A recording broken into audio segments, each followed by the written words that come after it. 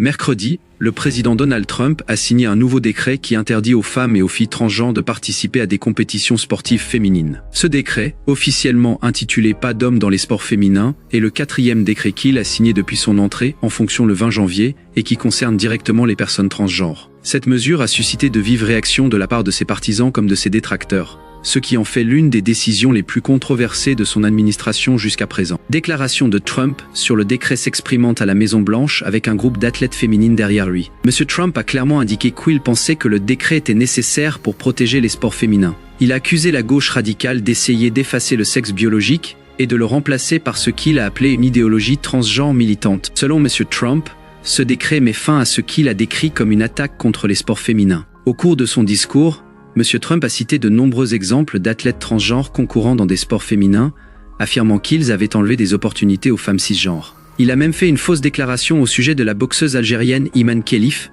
qui a fait l'objet d'un examen minutieux en raison de son sexe lors des Jeux Olympiques de Paris, en affirmant qu'elle avait été assignée à un sexe masculin à la naissance. Madame Khelif s'est toujours identifiée comme une femme et n'est pas née de sexe masculin, mais la déclaration de M. Trump n'a fait qu'ajouter à controverse entourant cette question. Les détails du décret. Les responsables de la Maison-Blanche ont organisé une conférence de presse avant la signature, afin d'expliquer l'objectif du décret. Ils s'attendaient à ce que les médias se concentrent sur l'aspect transgenre de la politique, mais ils ont insisté sur le fait qu'il s'agissait de protéger l'équité dans les sports féminins. Ils ont souligné les deux principaux moyens par lesquels le décret sera mis en œuvre.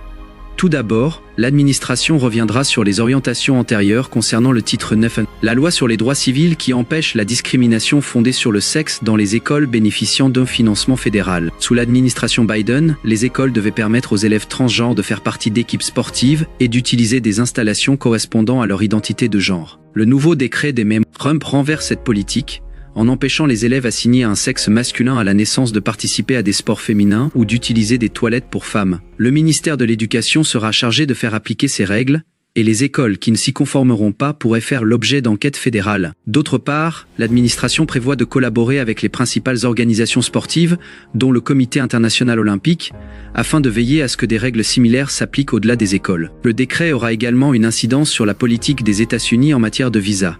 Les autorités ont déclaré que les athlètes qui entrent dans le pays pour participer à des compétitions en tant que femmes, mais qui ont été assignés à un sexe masculin à la naissance, pourraient faire l'objet d'une enquête pour fraude. La NCAA réagit. La National Collegiate Athletic Association NCAA, qui supervise les sports universitaires pour plus de 100 institutions, a rapidement réagi au décret de M. Trump. Le président de la NCAA, Charlie Baker, a déclaré que l'organisation examinait la politique et procéderait aux ajustements nécessaires. Jeudi, la NCAA avait déjà mis à jour ses règles, déclarant que les sports féminins seraient désormais réservés aux étudiants dont le sexe a été assigné à la naissance. Quant à la catégorie masculine, elle reste ouverte à tous les athlètes, quel que soit le sexe qui leur a été assigné à la naissance. Cette nouvelle politique apporte de la clarté alors que nous nous efforçons de moderniser le sport universitaire, a déclaré M. Baker. Pourquoi ce décret est important ? Aujourd'hui, le décret n'a pas été pris au hasard.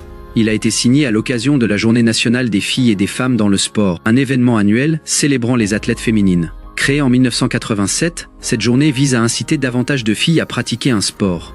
En signant le décret ce jour-là, M. Trump a souligné l'importance que son administration accorde à la protection des athlètes féminines. Les femmes transgenres dans le sport ont été un sujet très controversé, en particulier pendant le cycle électoral de 2024. M. Trump a souvent abordé la question lors de sa campagne, qualifiant les femmes transgenres d'hommes et promettant de les empêcher de concourir contre des femmes cisgenres. De nombreux électeurs conservateurs ont fortement soutenu sa position. Un sondage Gallup de mai 2023 a montré que près de 70% des Américains estimaient que les athlètes transgenres ne devaient concourir que sur la base de leur sexe et des naissances. Ce chiffre est passé de 62 en 2021. Actuellement, 27 États disposent de lois ou de politiques interdisant aux étudiants transgenres de participer à des sports correspondant à leur identité de genre. Réaction mitigée du public comme prévu, le décret a suscité des réactions mitigées.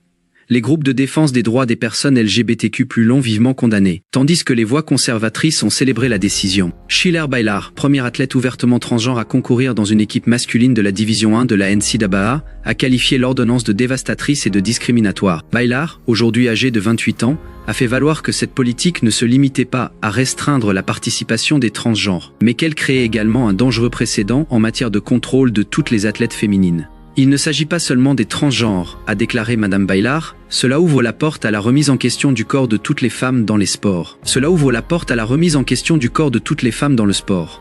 En revanche, Riley Gaines, une ancienne nageuse universitaire qui critique ouvertement les femmes transgenres dans le sport féminin, a fait l'éloge de l'ordonnance de Trump. Elle a assisté à la cérémonie de signature et a ensuite publié sur les médias sociaux qu'elle était reconnaissante de la décision. C'est la goutte d'eau qui a fait déborder le vase et qui a fait basculer de nombreux modérés du côté du bon sens, a écrit Madame Gaines. J'attendais ce moment.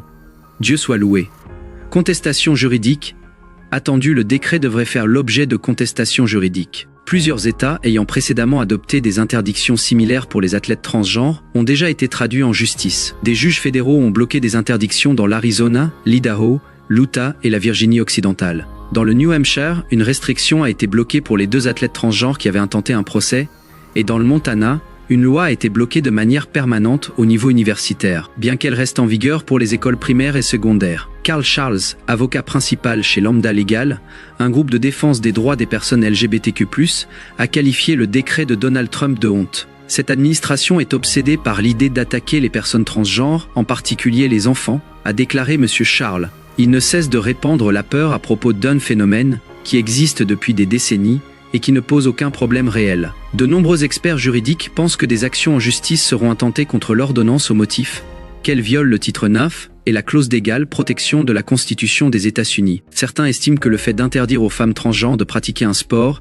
équivaut à une discrimination fondée sur le sexe, ce qui pourrait donner lieu à une longue bataille devant les tribunaux. Les précédentes actions de Trump contre les droits des transgenres ce n'est pas la première fois que Trump prend des mesures contre les personnes transgenres depuis son retour au pouvoir. Son administration a déjà signé 3 autres décrets qui affectent spécifiquement la communauté transgenre. Le jour de son investiture, M. Trump a signé un décret stipulant que le gouvernement américain ne reconnaîtrait que 2 sexes, le mâle et la femelle, et que ces sexes sont immuables. Il a également rétabli l'interdiction faite aux personnes transgenres de servir ouvertement dans l'armée, renversant ainsi les politiques de l'administration Biden. Un autre décret a restreint l'accès des mineurs aux soins visant à affirmer leur genre, rendant illégal pour les médecins de fournir des bloqueurs de puberté, une thérapie hormonale ou des chirurgies visant à affirmer leur genre à toute personne de moins de 19 ans. Avec ces décrets, Donald Trump a clairement indiqué qu'il avait l'intention de revenir sur les droits des personnes transgenres qui avaient été étendus sous les administrations précédentes. Que se passera-t-il ensuite alors que la bataille juridique autour du décret pas d'homme dans les sports féminins commence ? Le débat sur l'inclusion des transgenres dans le sport ne risque pas de s'estomper. Certains États pourraient adopter des lois similaires pour s'aligner sur le décret de M. Trump, tandis que d'autres pourraient le contester devant les tribunaux. En attendant, des organisations comme la NCAA devront décider comment adapter leur politique pour se conformer à la nouvelle règle fédérale. Pour les athlètes transgenres, l'avenir reste incertain. Nombre d'entre eux craignent d'être purement et simplement exclus du sport, tandis que d'autres espèrent que les tribunaux interviendront. Quelle que soit la suite des événements, une chose est sûre. Ce décret a relancé une conversation nationale sur le genre, l'équité et l'égalité dans le sport. Alors que les 2 parties se préparent à un long combat, la question de la participation des transgenres au sport restera l'un des sujets les plus controversés de la politique américaine.